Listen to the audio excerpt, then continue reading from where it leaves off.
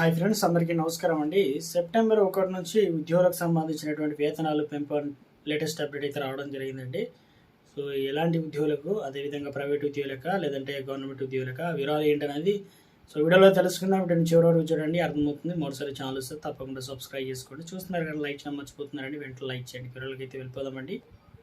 దేశవ్యాప్తంగా అతిపెద్ద సంస్థ అయినటువంటి ఐటీ రంగంలో సేవలు అందిస్తున్నటువంటి టీసీఎస్ తన ఉద్యోగుల వేతనాల పెంపుకు సంబంధించి ప్రకటించిందనమాట. మనకు ఆగస్టు అనగా అంటే సెప్టెంబర్ 1 నుంచి అయితే ఈ పెంపు అనేది ఉండబోతుంది అనమాట.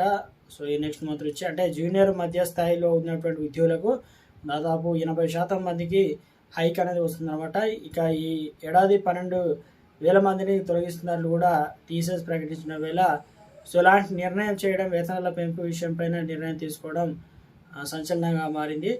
సో ఇక C3A కావచ్చు, దానిపైన సమానమైన గ్రేడ్లో అర్హులైనటువంటి అసోసియేషియేట్లకు వేతన సమానమైనటువంటి ఉంటుందని చెప్పేసి ఉద్యోగులకు పంపిన ఈమెయిల్స్లో టీసీఎస్ CHRO మిలిందా లట్కడ్ కాబోయే CHRK సుదీప్ అయితే వివరణ ఇవ్వడం జరిగిందనమాట.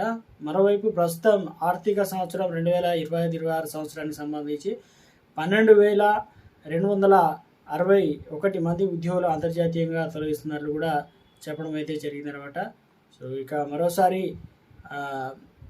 ఉద్యోగులకు సంబంధించి శాలరీలు అనేది పెంచబోతున్నట్లు అప్డేట్స్ అయితే రావడం జరిగిందనమాట టీసీఎస్ సంబంధించి.